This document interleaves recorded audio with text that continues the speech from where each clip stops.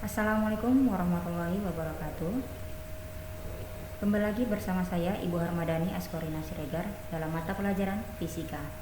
Hari ini saya akan menjelaskan tentang materi gerak dan gaya yang dapat dilihat juga di buku panduannya pada bab kedua. Baiklah, saya akan mulai menjelaskannya. Menerapkan hukum gerak dan gaya. Kompetensi dasar yang peserta didik harus pahami adalah 1. Memahami konsep gerak benda titik melalui besaran-besaran fisika yang terkait. 2.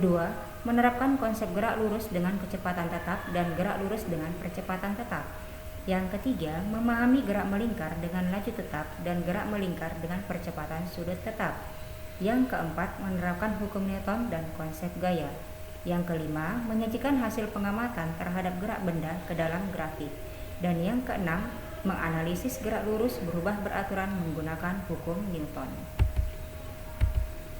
Nah, ini adalah peta konsep dari materi kita gerak dan gaya.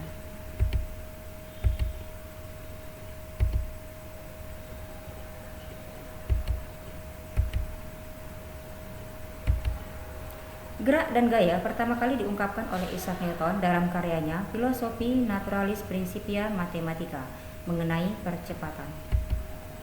Suatu benda dapat bergerak apabila benda tersebut mengalami perubahan posisi. Perpindahan adalah selisih kedudukan akhir dan kedudukan awal suatu benda. Sedangkan jarak adalah panjang lintasan yang ditempuh oleh benda sepanjang gerakannya. Jarak dan perpindahan mempunyai pengertian yang berbeda. Maka di sini saya akan memberikan contoh agar peserta didik dapat memahaminya. Misalkan Vira berjalan ke arah barat sejauh 4 km dari rumahnya. Kemudian kembali lagi sejauh 3 km. Berarti Vira sudah berjalan menempuh jarak 7 km. 4 ditambah 3 berarti nilainya 7 dari rumahnya. Sedangkan perpindahannya sejauh 1 km. 4 dikurang 1 itu nilainya 4 dikurang 3 maksud saya nilainya 1 km. Selisih antara 4 dan 3 itu adalah nilainya 1. Maka itu adalah nilai dari perpindahan. Sedangkan jarak adalah penjumlahan dari 4 dan 3. Maka nilainya 7 untuk jarak dan 1 untuk perpindahan. Ini contoh selanjutnya. Ini ada nilai X3 minus 2, X1 2 dan X2 7. Perpindahan dari X1 ke X2, X1 ke X2 yang dimintakan perpindahan, maka nilai 2 ke 7, 3, 4, 5, 6, 7, ada 5 nilainya. Maka nilainya jawabannya adalah 5. Kemudian dari X1 ke X3, min 1, 0, maksud saya 2 ke min 2, 1, 0, min 1, min 2, nilainya ada 4. Karena dia bergerak ke arah kiri, maka nilainya adalah negatif. Berbeda halnya sebagai contoh berikut. Seorang siswa berlari mengelilingi lapangan 1 kali putaran. Setiap orang yang mengelilingi lapangan 1 kali putaran, maka dia di situ posisi awalnya dan di situ jugalah dia posisi akhir dari si pelari tersebut. Maka dia tidak menempuh perpindahan.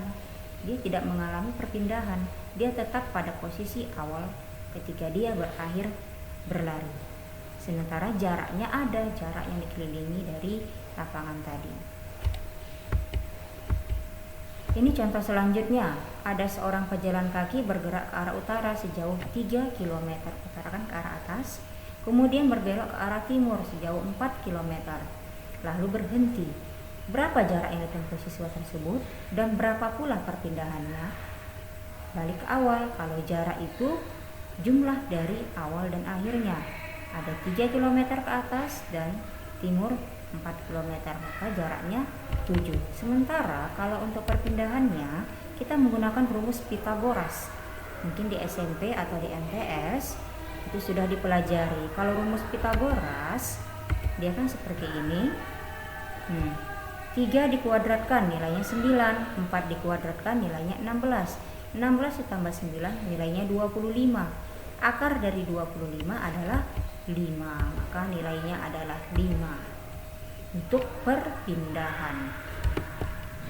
Nah, sekian penjelasan dari saya, semoga dapat dipahami. Jika ada kendala bisa ditanyakan kepada saya, dan ini adalah tugas untuk peserta didik semuanya. Assalamualaikum warahmatullahi wabarakatuh.